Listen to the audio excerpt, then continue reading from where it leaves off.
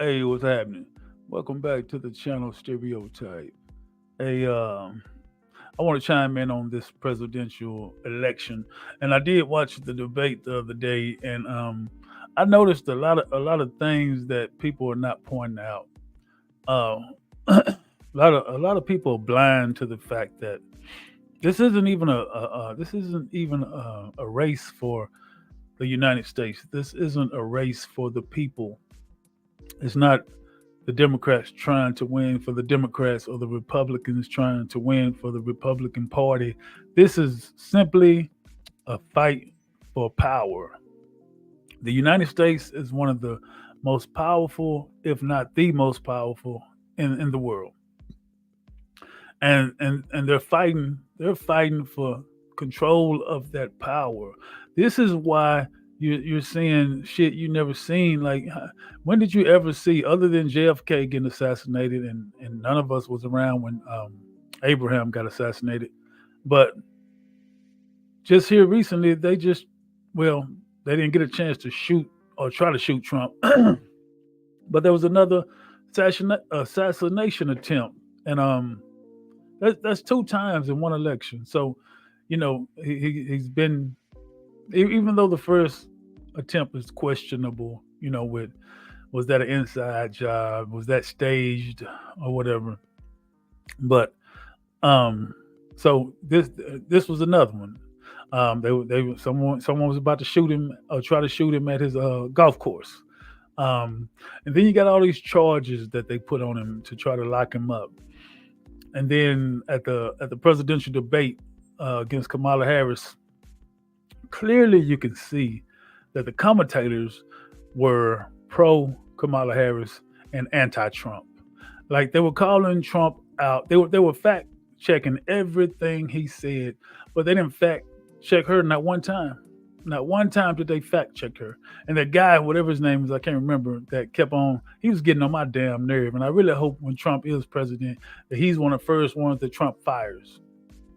Um, but anyways, that's a different story.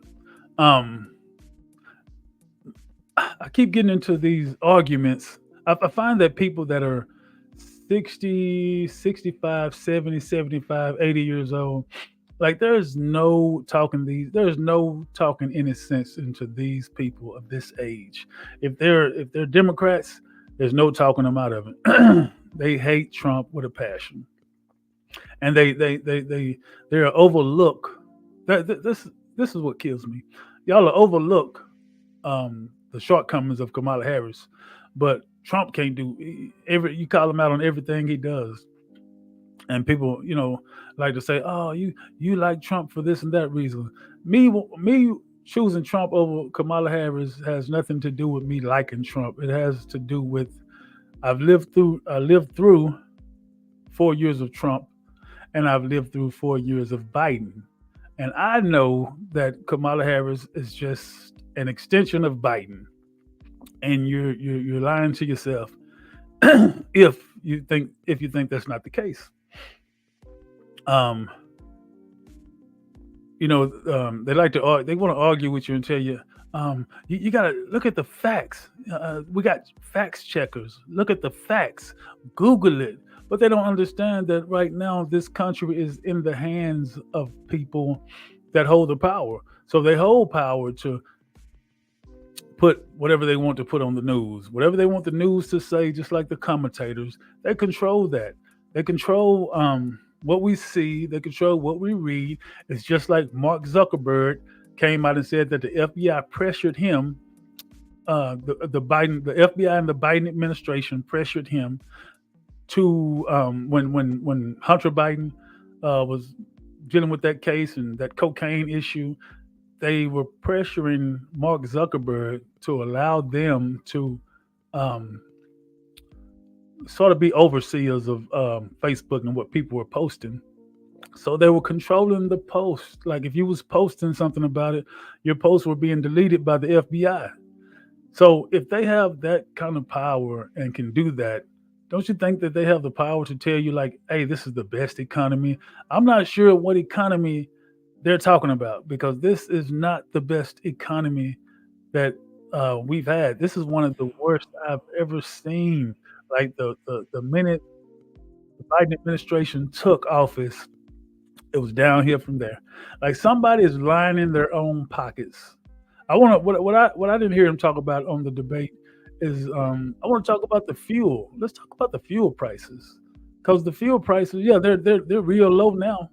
How convenient that the fuel prices are real low now, and we're coming right up on the election. But for 4 years, we had the highest fuel prices in this country in history.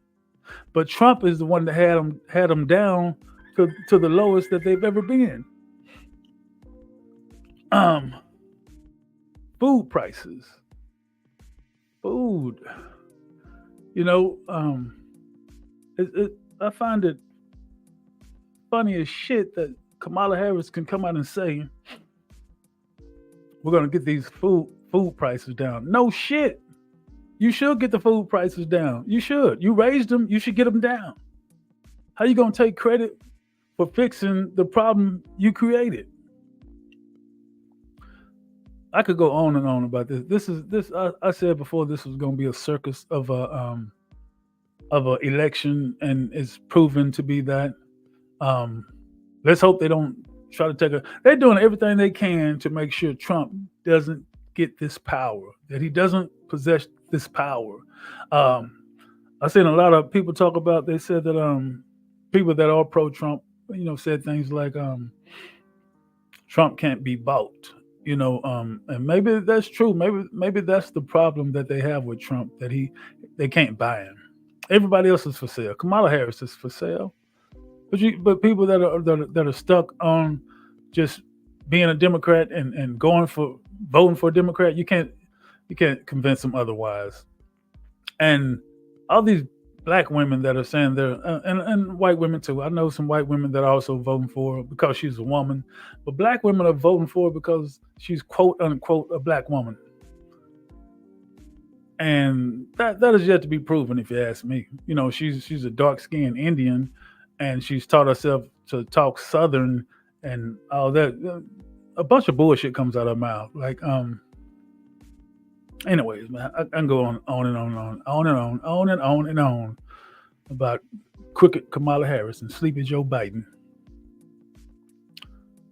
I'm gonna come back for part two, man. I'm gonna get one of my homies on here and have a guest on right quick, man. I'm gonna end this and come back in about 10 minutes. Y'all sit tight.